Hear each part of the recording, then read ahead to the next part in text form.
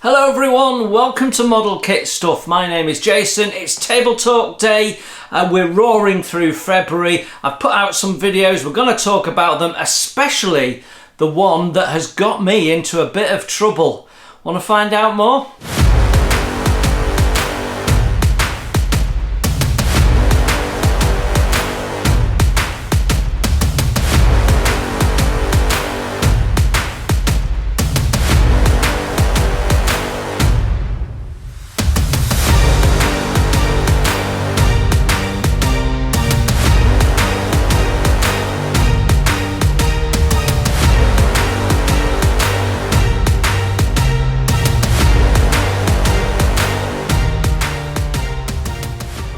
Hello, a big warm welcome to you all. Yes, another Saturday. I know for many of you it's time to sit down, get a coffee. You've all got your little routines around when you watch or listen to Table Talk. And you know, I get messages almost every week now by someone saying, oh, this has become part of my routine and so on and so forth. And I really appreciate it. I do appreciate all the comments and all the support I get from all of you. So a big warm welcome to all of you, whether you're subscribers or members, a big warm welcome, and especially if you're new subscribers. And we've had a little peak of interest in the channel this week. It's all around one particular video, and we'll talk all about that because it's the same video that got me into trouble, but we'll deal with that in a minute. First things first, we've got what's been happening on the bench, we've got what's coming up, we've got some stash addy things and some exclusives to talk about,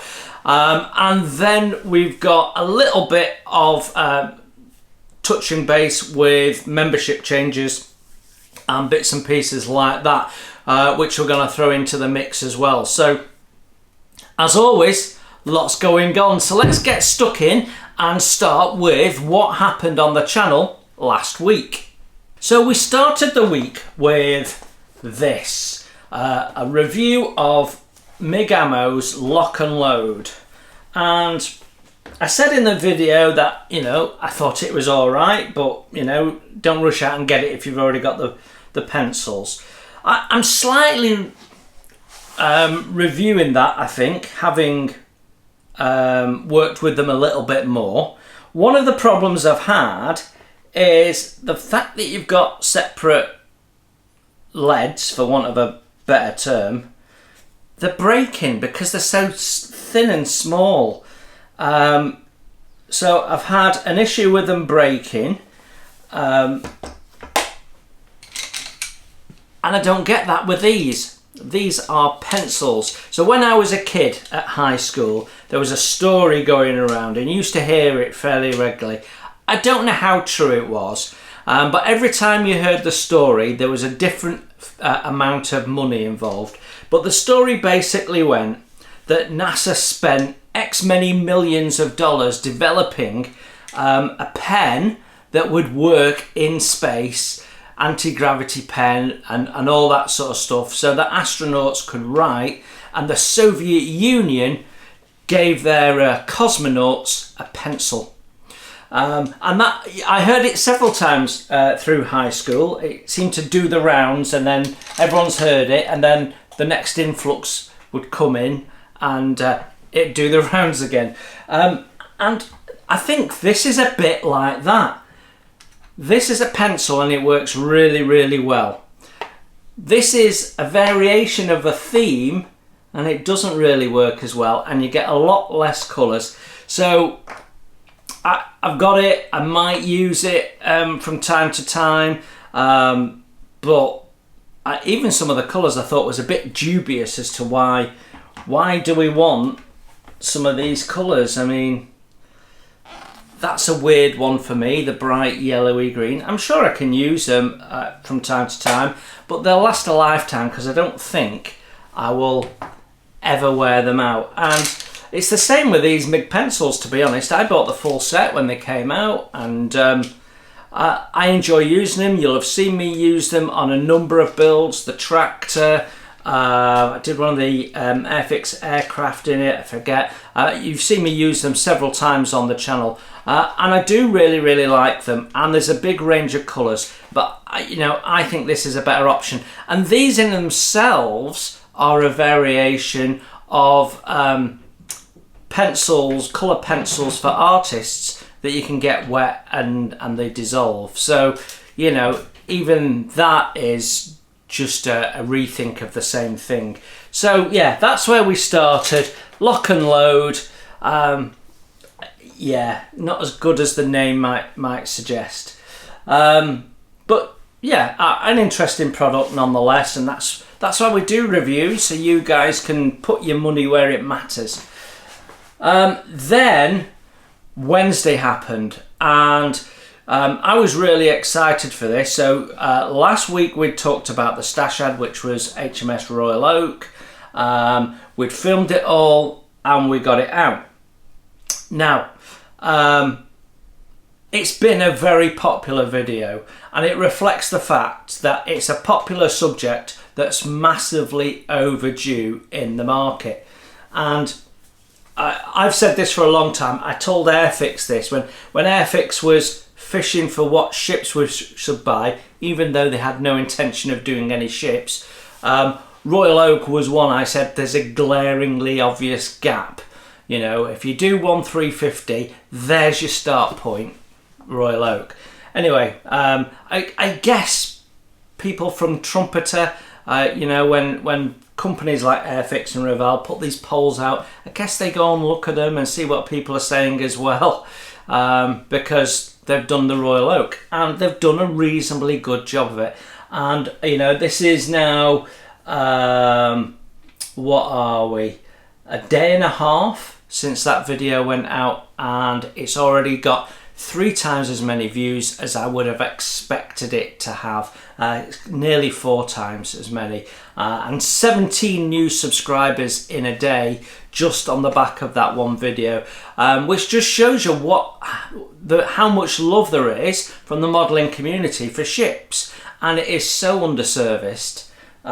So yeah, every time I do something that's ship related, it always gets a little peak, but the channel follows my hobby, and my hobby isn't just ships. But the Royal Oak certainly has done well. It's been a popular video, but it's not been without a little bit of controversy, both from you guys and from home. So one of the things I do each week as my videos come out is I play them in the background, so I don't pay too much attention to them. Usually I'm working, but I have them on in the background just to make sure that everything's run okay.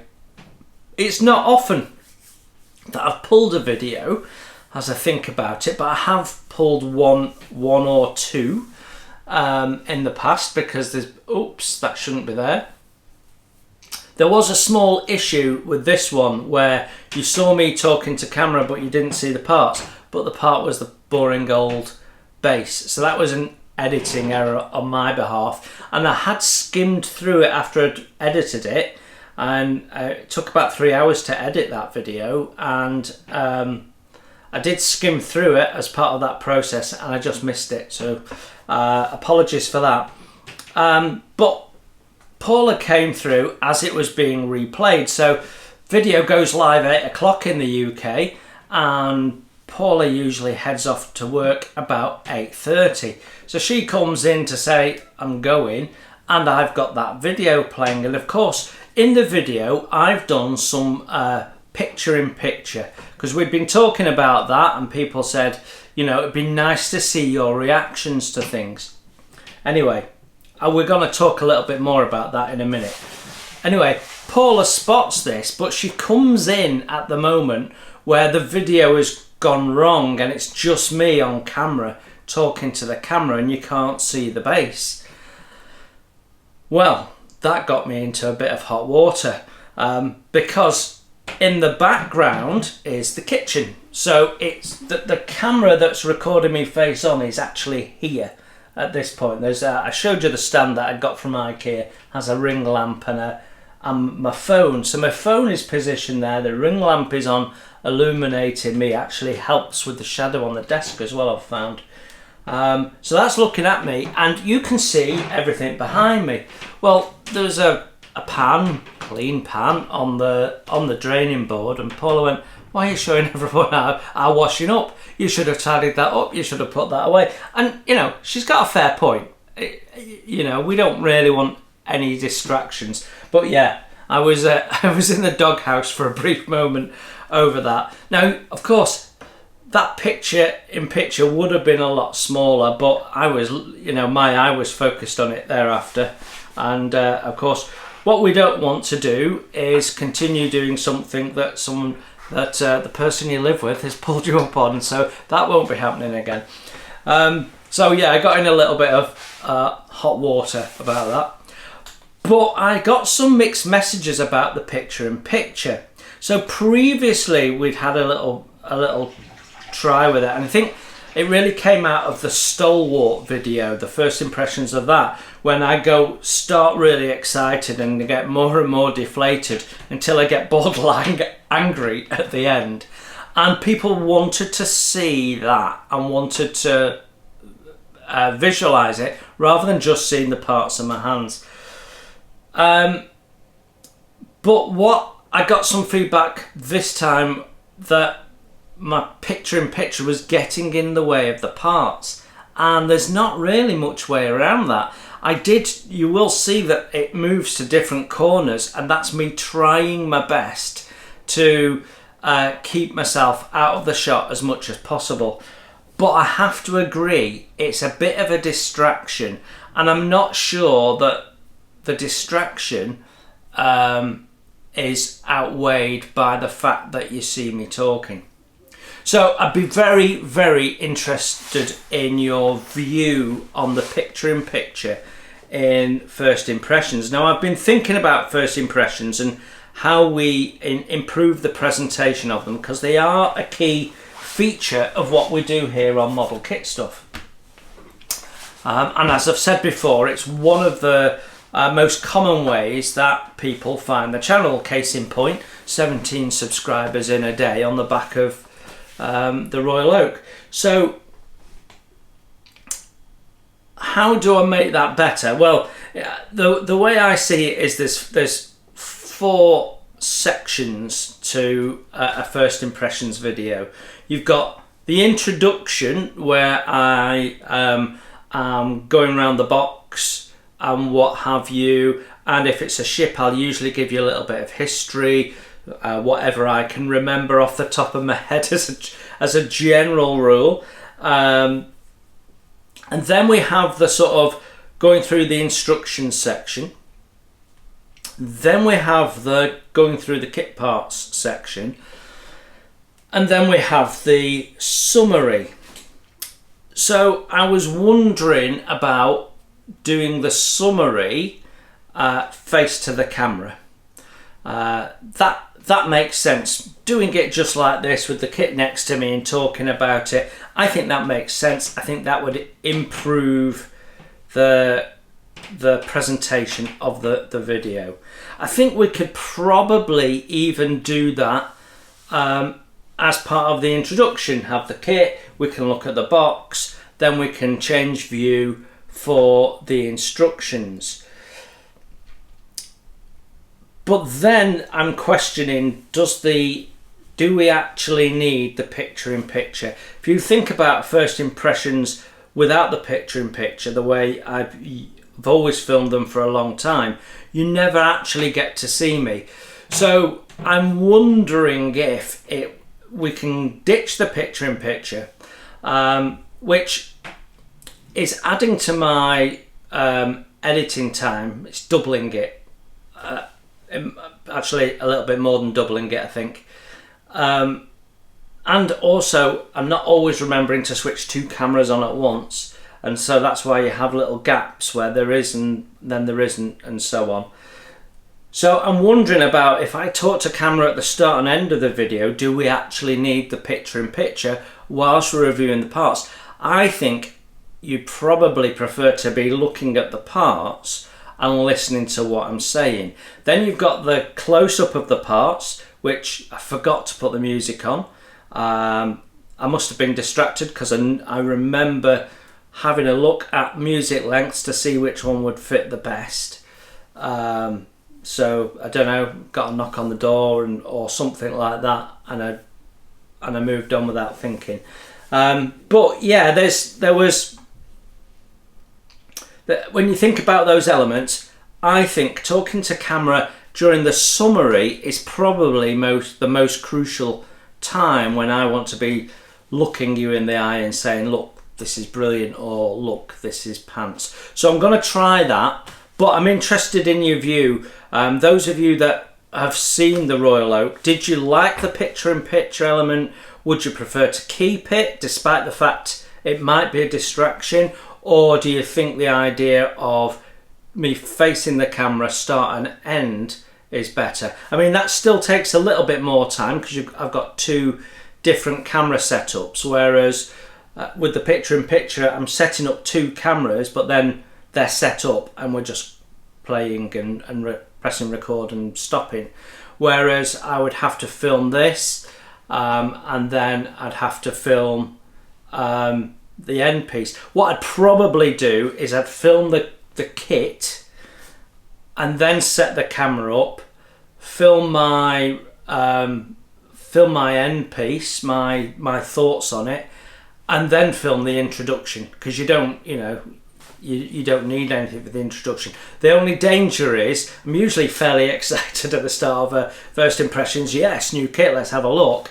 And if I've already gone through it and found out that it's a big pile of steaming dung, then I might not have the enthusiasm at the start of the video, and I wouldn't want to lose that, because I think before you open the box, that regardless of the kit, regardless of who's made it, there is always that level of excitement, and I do like to keep that. So those are the things that I'm playing with. But yeah, the picture-in-picture was a little distracting, but the Royal Oak video has been very, very popular, and I am grateful for that. And if you've watched it and you forgot to do a thumbs up, just go back and give it a thumbs up. Thank you very much. Right, okay. Or you can even hype it now. I don't know if people are aware of this. And for some reason I only see it on some videos, but there is a little thing. So if you think a video is good, or that other people would be interested in it, you can click hype, and it does something that stirs the juices of the algorithm, and a few more people get to see it. I don't know. Right, so there you go. Now, things being equal, you will have seen Wessix last night on the Friday Night Live. I say that, but I think it is loaded up and ready to go. In fact, I'm going to check, because my spreadsheet's saying it's edited but not loaded up. That can't be right. So let's just have a quick look. Oh, it is, Yeah. So as long as I can get that loaded up onto YouTube in time, that's what you'll have seen. If not, who knows what will have happened. I have in the back of my mind that if ever I've not got a build for a Friday night, that I'll just go live. But it's not always as easy as that. It depends on what other people are doing in the house and what have you. Having the video running, people can still come in and out of the kitchen. Doing a live, people are a bit more reluctant to disturb me, so we'll have to see. I've just reminded myself effectively to do that, and I'm recording this unusually on a Thursday evening. I usually record on a Wednesday lunchtime and maybe finish it when I finish work on a Wednesday. But this week I didn't. Paula's had some holidays, so she was here Wednesday. And timings just didn't allow me to get it done. But I knew that Paula was going to be out Thursday night, so I thought, right, I'll do it Thursday night. As it turns out, she's not ended up going out. So I'm still doing it Thursday night, because I need to be able to edit it in my lunch break or after work tomorrow. So there you go. That's what was up last week. The first episode of the Wessix. So that's pretty exciting, because we've not built a helicopter on the channel before. and it's a buddy build, and I've not done a buddy build as a build diary style video before, so that's really interesting. What it has got me thinking about though, is perhaps doing more buddy builds in the future with members. So there's a couple of members who are quite long-standing members that I'd particularly like to do a buddy build with. I have a buddy build already agreed with Jeff Donahue, and he's been very, very, very, very patiently waiting for me, and I just haven't got to it. So he would definitely be the next priority, and then after that we would have to see. But yeah, I'm sure there's one or two of you wouldn't mind building the same kit with me and buddying up, and there's nothing stopping us doing it as a sort of a mini group build, 3 or 4 people buddying along on one build. So yeah, the Wessix is going together very nicely. It's a lovely kit so far, no issues. I'm really enjoying it. It's a nice refresh from the other things that are on the bench.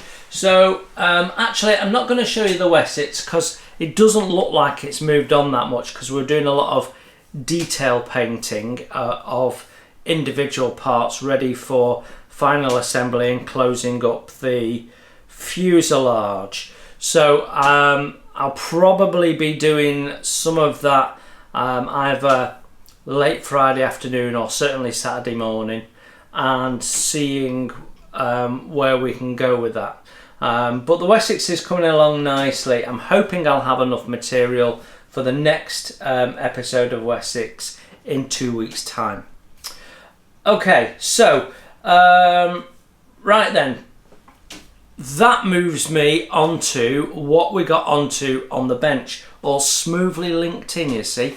Well, other than the Wessix, we've got another 2 builds on the go, although one of them we're dipping in and out of, as you're aware. So let's talk General Lee first.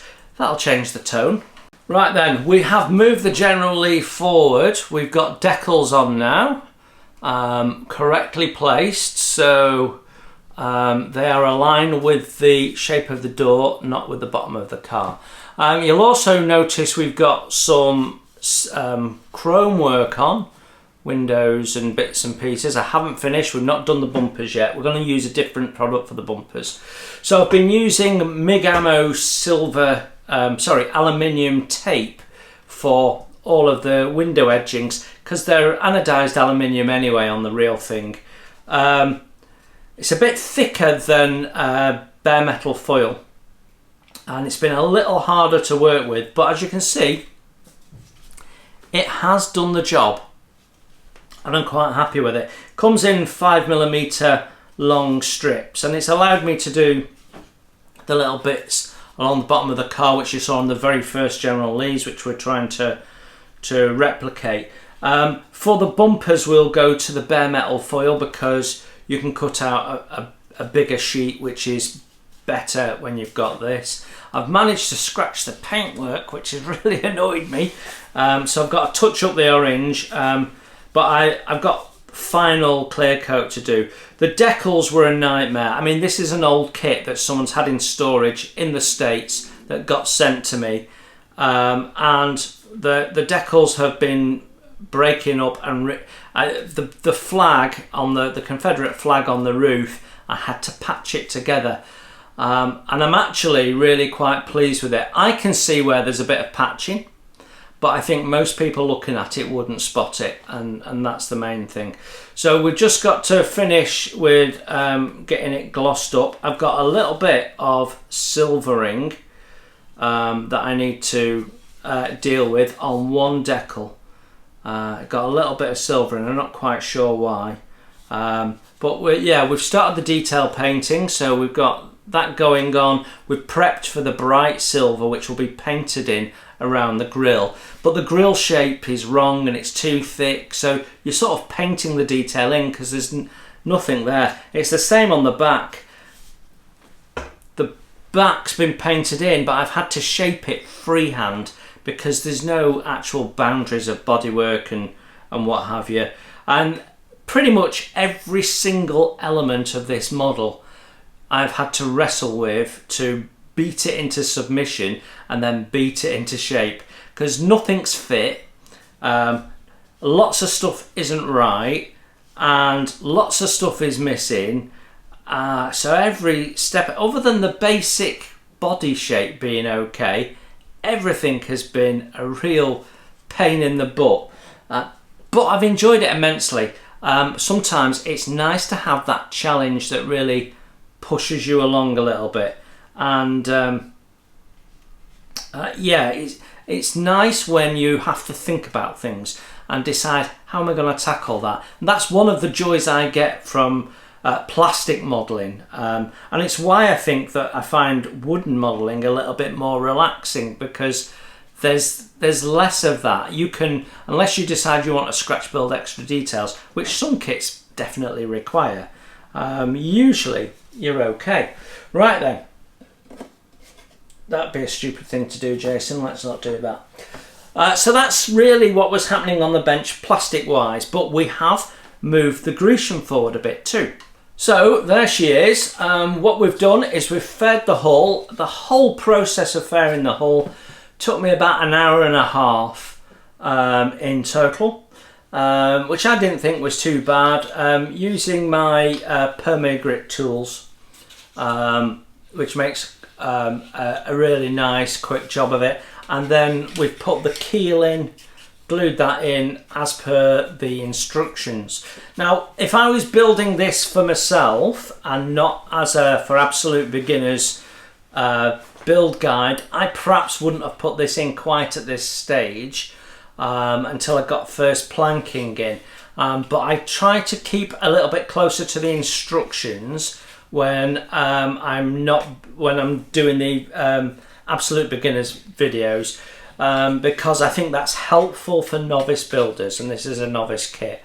So yeah, so far though, I mean, it's gone together excellently. It's given me no trouble. I've got a nice bit of camber on the deck. It's all looking nice. My only thing I'm questioning in my mind is whether I've taken enough of this away. I think the pictures in the instruction manual could be a little clearer. So what I'm planning to do, because you get sort of a close-up of this area, which you need, this sort of area here, but some of the picture is cut off, so you're not seeing the top of the ship, so you're not getting the full reference. So I'm going to take some photographs, which will be in the video, so that you can pause the video and just study it and check yours and go, right, does mine look like this? Is it good? Is it ready? So that's what we're going to do. I do show you fairing the hull, but we've done it a couple of times now. So this is now sort of building skills. One of the things that I've noticed with the deck in place is that there's actually a little, where we've got the mast opening.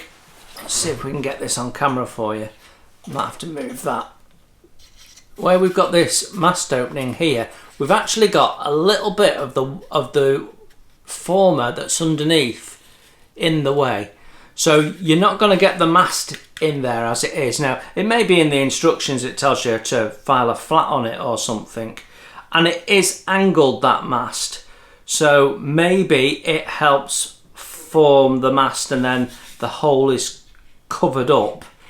But on this side, the woodwork is hard up against that. So at this moment in time, I'm a little bit sceptical that the mast is going to go in there without a little bit of fettling. But we will see. We will see. That's interesting, isn't it? Did you see how professional that segue was into stash ads? So, I have some new things to talk about, and you'll be seeing them all very soon on video. First thing we're going to talk about is this bad boy here. This is a build jig. What do they call it? A model assembly jig. I would say a model assembly jig, or some models assembly jig. Yeah. It's really aimed at aircraft. You can tell. What you get is all this flat pack. This is Hobby Zone, so the people that make these things here, and I've got loads of them up in the attic, all sorts of drawers and stuff, and I know many modelers use them. They are pretty good. They come flat packed. You get your wood glue out, you stick them together, usually you bang some magnets in, and away you go. This is a build jig that is movable, so you can take these out, you can change what fittings you've got on them, and you can move it about, and then you screw them into place. Now, constantly screwing and unscrewing fiberboard, I think over time you might have a problem, but you know, only time will tell. It's got height adjustable, but also different variant of size of cradles. So this is the largest one here, and then you've got these small ones, and you can see with a little groove on, clearly for the tail of an aircraft.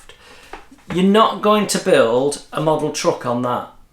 You're not going to get a model ship on that, really. Maybe a 1700 one, maybe. It comes with the little elastic bands that loop over these and hold it down. So I'd be a little bit cautious about rubbing that onto your paintwork and stuff. But when it's not painted, maybe it's helpful. It might be helpful for doing decals. But what attracted me was the price. It was under 15 quid. So I thought that was interesting. It has some little holes there for paint pots or glue pots and stuff, although other than the two smaller ones which seem to take dropper bottles, nothing else would fit in the bigger ones. Either they were too small for it or too big for it. And then there's like a little raised tray thing at the back for putting things in. So yeah, it builds up okay. In the video, I've already filmed the video, we build it all up and have a little play with it. Yeah, if you build lots of aircraft, it might be a nice option, but it's fairly limited. So calling it a model building stand, it doesn't do all models. It really should be a model aircraft building stand, I think. So yeah, there it is. Anyway, I ordered this from a company called Hobbies, and accidentally in my order they sent me this. Now I'd not ordered this, and they put the picking sheet in and what have you. So I emailed them and said, look, you've put somebody else's order in with mine. And they went, keep it with our compliments. So, you know, it's not worth the cost of them for retrieving it and sending it back out again. So they'll just write it off. So this is a paint hanger, 26mm, so for dropper bottles. So we're going to build this and do a video on this. I have no use for a paint hanger. My paint are all in trays. So what I'm going to do is I'm going to build it without glue, and then I can disassemble it, put it back in the box, and this will be in the social group as a giveaway, I would think. So people who are interested can register if you're a member, and we'll give that away. Right then, hold that thought because we will be coming back to that. So that's a couple of things. Right, we've also got this.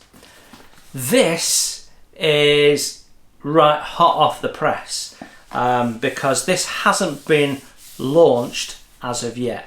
So this launches on the market on the 17th, and I will be recording this weekend a review video of this. This is the all new Seeker from Gaahleri. Well, it's not all new. It's a new airbrush. It's a new entry-level airbrush, and it replaces the GAD that was removed at the back end of last year as an entry-level. So this is their new improved entry-level airbrush, and the idea is that they are taking that airbrush forward with some of the stuff they've learned with developing the Mobius and the Aventus. They've built some of that into an entry level whilst keeping it entry level. Now I've had a little look and I've actually stripped it down to look at the components, and one of the things that really stood out to me was the opportunity for people to get in and customize this. So what I'm going to do is I'm going to do the review video, and then we're going to do a little video, a standalone video on customizing your airbrush. And then I'm going to do a video, because it must be a couple of years now that I've been bought into the Gaahleri products.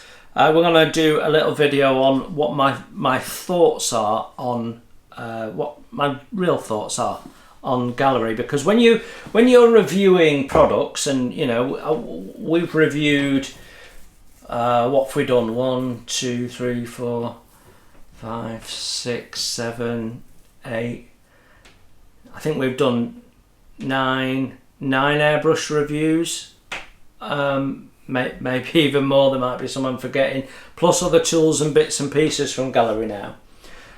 When you're doing a tool review, you're focused on the review, and there is a bigger picture, and the bigger picture is the company in the round, what's my view. So I'm going to be doing a little video on that. What is my actual thoughts on Gaahleri products? Now I've been using them for a couple of years, so I think people would be interested in that, especially as they had a little hiccup with the launch of the Aventus.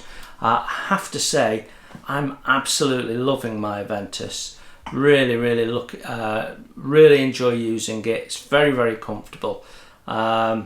Yeah, so we're going to be talking about that. Now then, this airbrush is really aimed at people who want to get started in airbrushing. So if that is you, watch this video, and then I'll put a link into my Airbrushing for Absolute Beginners series, which has been very, very popular and well received.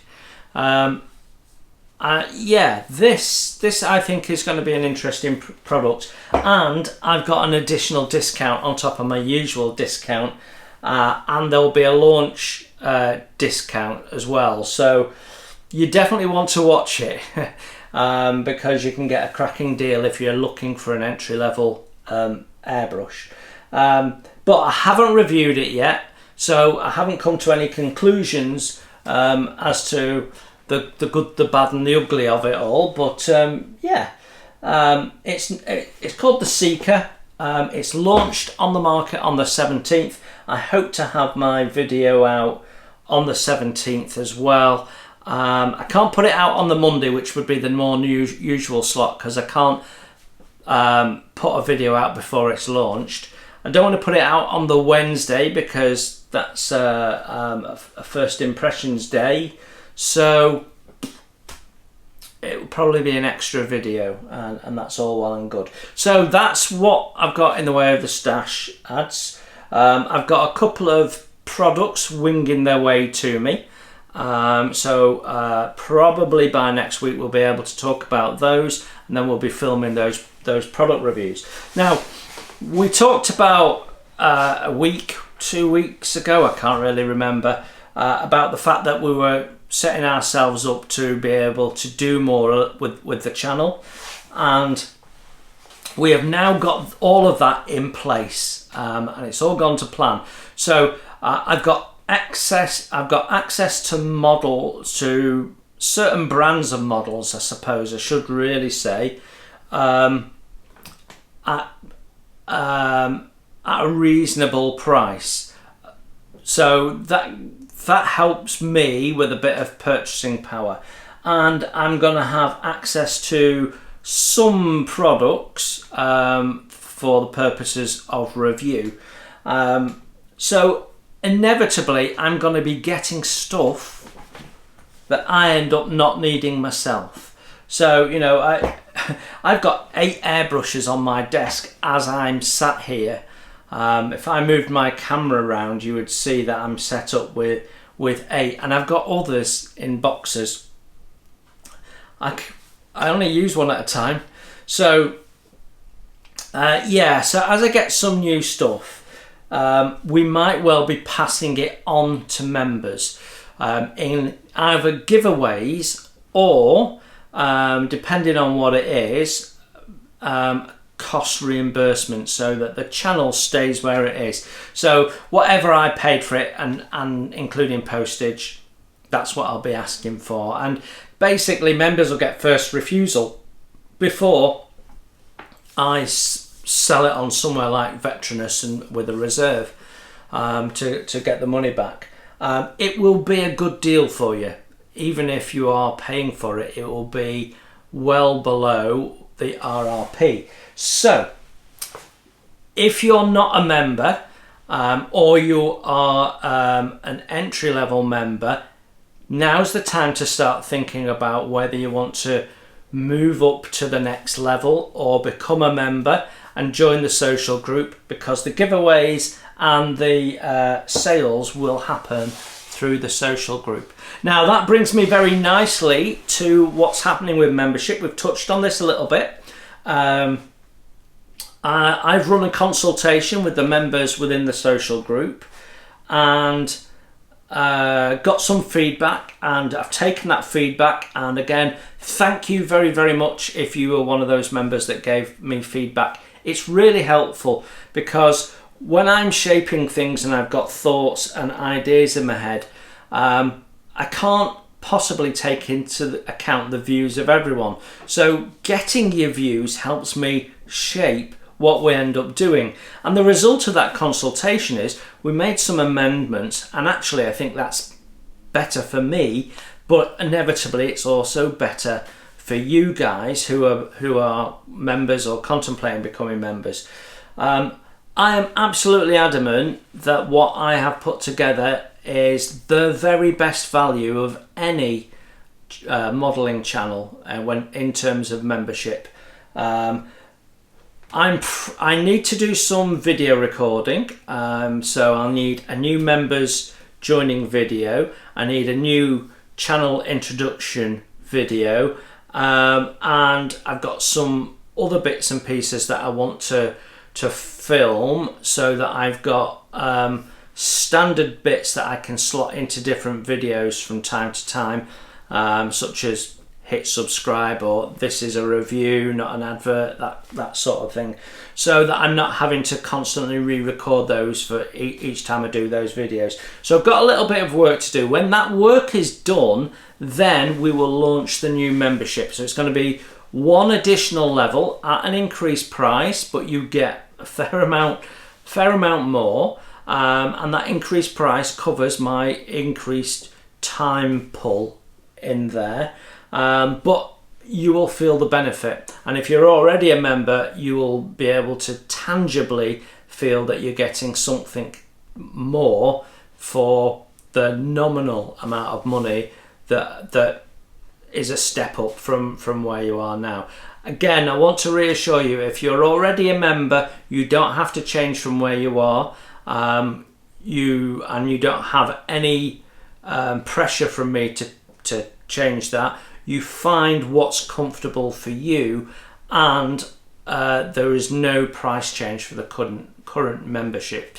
So if you're paying 99p or $4.99, that's not going to change. We'll maintain that as it is for now, certainly. So yeah, that's where we are with membership. There'll be a third one being launched, and I'm not sure when. It will happen once I'm comfortable that I am ready and all my ducks are lined up. But I am working on it, and the biggest piece of the work was actually mapping out what does that look like. So without it, if I was doing membership now and I was launching it for the first time, I would probably do it differently than when I first launched it, but I don't want to change things. However, I am going to be changing the titles. So even whatever level of membership you are now, you're getting a promotion.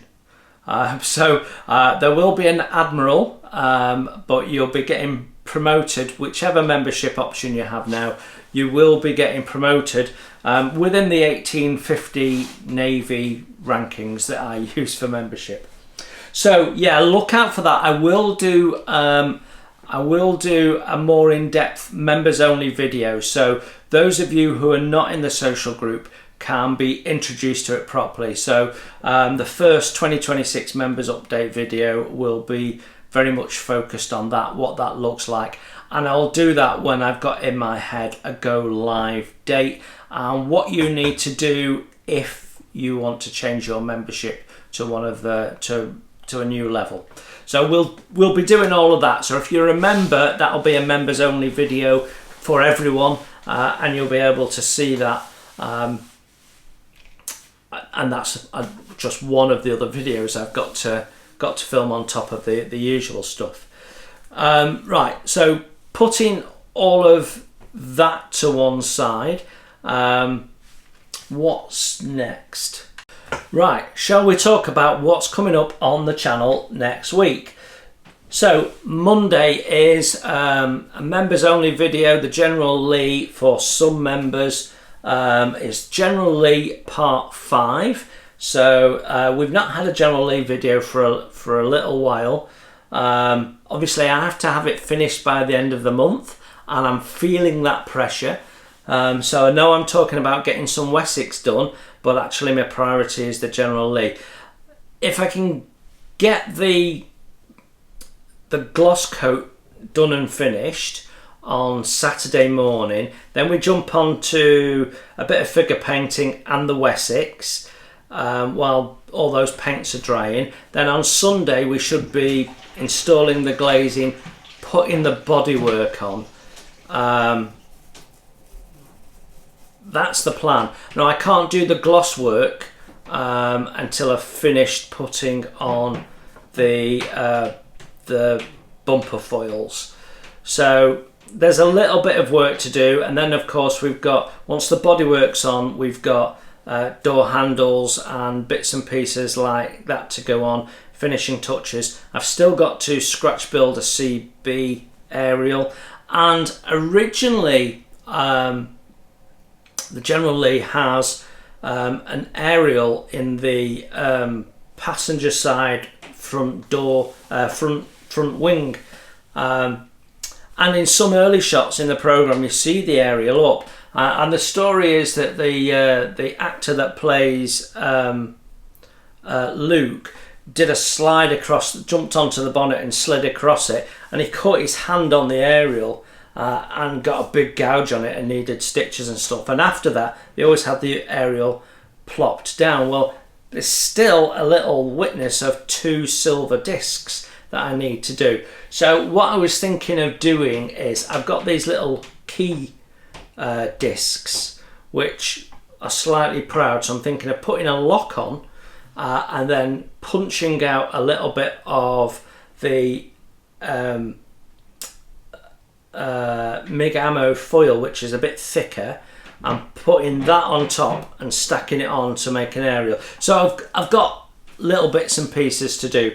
I'm also toying with the idea of a very slight amount of dust on the wheels and the lower part of the sills, just to add a bit of context. So yeah, it's doable to get it done by the end of the month, but it's, you know, we're halfway through the month, so I've got to push on with it. Anyway, General Lee 5, I can't remember what we're looking at in there. It might be the texturing on the engine, so how to do mould texturing on the engine. Fairly sure it's that. Anyway, if you're interested in the General Lee build and you're not a member, don't worry. At some point when it's all out, we will, and it's all done and dusted, we'll launch it all as one. So that's Monday. Wednesday we're sticking with cars for a first impressions. I'm not going to tell you which one it is, but a fun little recent release, re-release I think, but I'm not sure because I'm still getting my head around car models obviously. And then Friday will be Lady Eleanor Part 8 of what I suspect is going to be 10 episodes, maybe 11. We will see. We're getting to grips with painting and stuff. I think we're getting to grips with painting. It might be priming and sanding and possibly priming figures, and I think we start the painting, or painting might go over to the next one. I can't quite remember. Right, okay, so that's what's happened with that. Right, other things. We are getting to the end of the month, so those of you members who are involved in the Wheelie Things group build, we didn't do an update in January because we launched all these other group builds. I haven't done an update in February because I've just been too busy. So let's talk about this now, the group builds. Members only Wheelie Things group build, it ends soon. It ends, the last day is the last day of February. Are we 28 or 29 days? I can't remember. Whatever it is, the last day of February, your time. So some of you, if you need a little bit more time, get on a plane, fly to another part of the world with your model and just finish it on the plane and you'll still be in time. I might have to do that with a General Lee, in fairness. But yeah, your time at the end of the day, that is job done. I will be asking for photographs then. So I won't be asking for your photographs for the showcase until after the closing date. I will put a little video out to confirm that it's all closed. So yeah, that's another video I've got to do. So yeah, we're very, very close to the end of the Wheelie Things build. So please, please, please make sure that you've got it done and that you take some photographs. Make sure when you take your photographs that you take them landscape, not portrait. If you do it portrait, they get very small within the landscape shot that YouTube use, and so you lose the image. Also, if you're using a camera, just bear in mind the camera on your phone will be part optical zoom but largely digital zoom. So the more you zoom in on your camera, the more pixelated the end picture will be. And then when I put it in my editing suite and that gets enlarged, it will become blocky.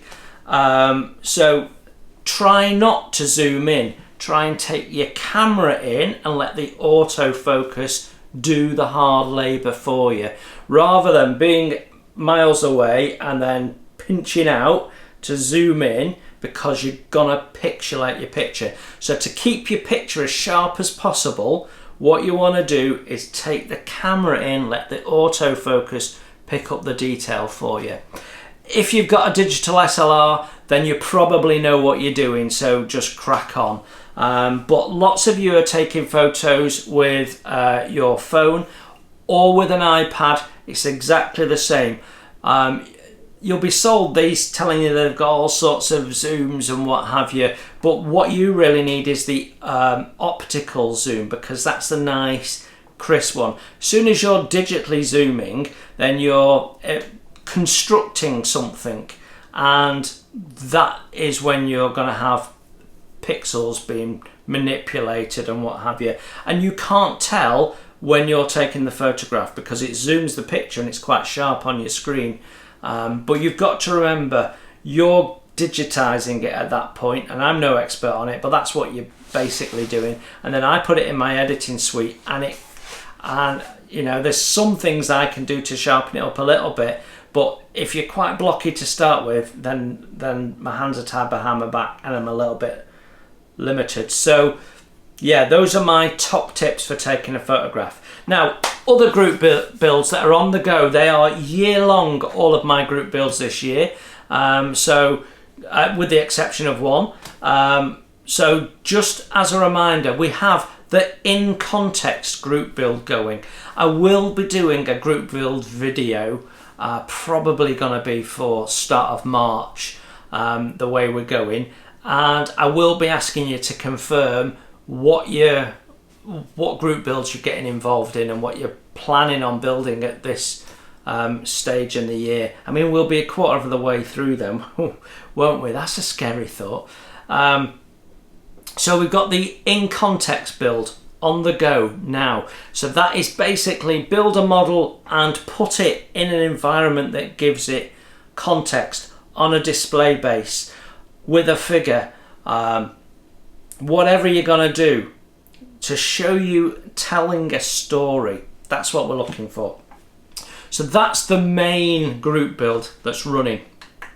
The second group build is, of course, floaty things, and you can put anything in there that floats. So last year we had everything from surfers through vehicles that are amphibious or semi-amphibious, all the way to ships and boats, which was sort of the intention in the first place. But I've left it open to people to get creative, and you certainly answered that call, and I'm saying the same to you this year.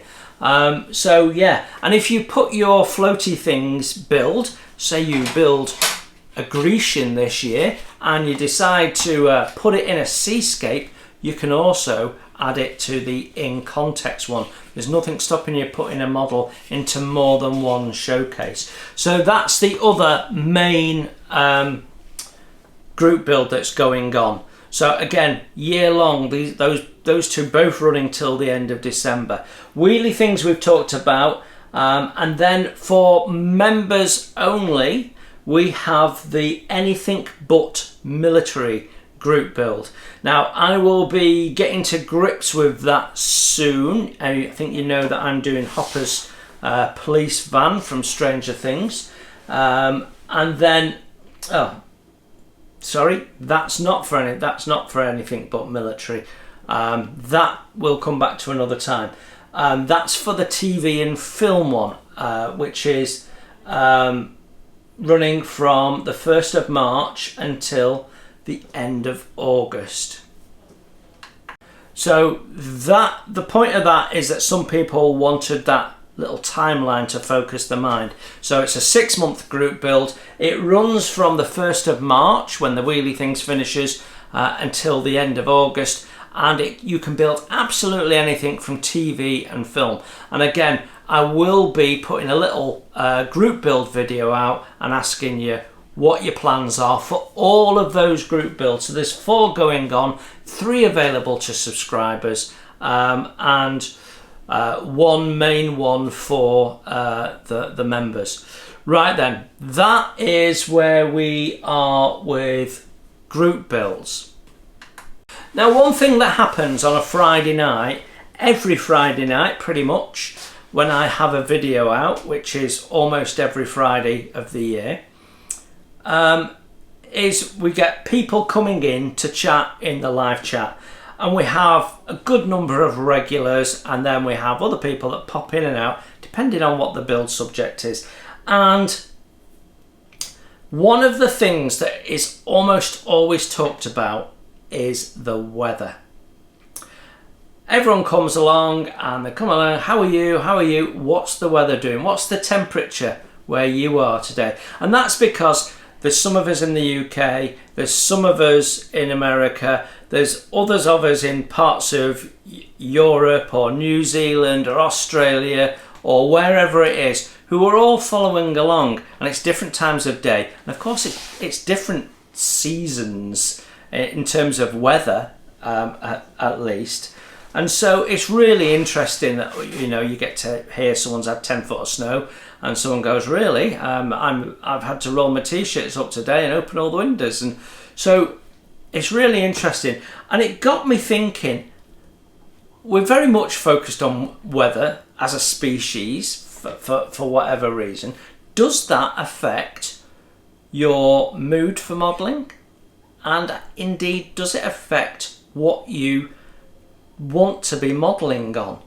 Now, I have to say, weather definitely affects my mood, and in the winter, There is more people modelling than in the summer, because in the summer they're out doing things, and for some people winter is very much the modelling season, because it's too wet to be going out most of the time. So you've got darker, shorter nights, so they get stuck into modelling. So I think we all know that some people have different modelling habits at different times of the year. But I'm interested to know whether, you know, when it's wet and snowy and what have you, do you want to hunker down and build something that makes you, you know, think of the sunshine, like, you know, a Type 2 camper van with surfboards on? Or do you sort of feel inspired by the weather to do a winter camouflage Tiger One? You know, do you know what I'm saying? Does the weather affect your modelling mood and what you want to build? I mean, sometimes in the past when it's been dark and gloomy and it's cold, I've looked at a model and gone, oh, I really don't want to do this. And it's sort of the mood of the day or the month, because it's just so gloomy. So you start something new because that's always a cheery experience, and it's always, oh, what's in the box, and you get a bit excited and, all right, okay, let's get building this. Do you find that? I'm really interested in how modelers are affected by the environment around them, the people around them, but particularly in this instance for this table talk, how does weather affect your modelling? And maybe it doesn't. Maybe you've got a plan like I have, and you're ploughing through it. Come rain, come shine, you're just gonna be ploughing through it. That is very much me now, because my focus is on delivering content for the channel. I would probably be modelling slightly differently, and inevitably differently, if I didn't have a channel. So it's really interesting, I think, how people model at different times of the year, and what makes you feel like modelling something. When you go to that stash and you look at it, is the weather affecting your mood and affecting what you pick from the stash? You know, on a bright spring summer's day, are you much more likely to pick the Spitfire than that bulldozer or something? I don't know. You tell me in the comments below, please. I'm always interested to read the comments on Table Talk. I do read them all, even if you just get a like and I don't actually leave a comment. I do read every single one. So I do appreciate all the support the channel gets, all the comments and all the interaction. So I think that is it for this week. I have no idea how long I've talked for. I'm sure it's way too long, but I've enjoyed it. I hope you've enjoyed it. Until the next time I see you, you keep enjoying your modelling and stay positive, because 2026 is an awesome year. Look, I mean, just look at all the group builds. That's enough on its own, surely. Bye for now.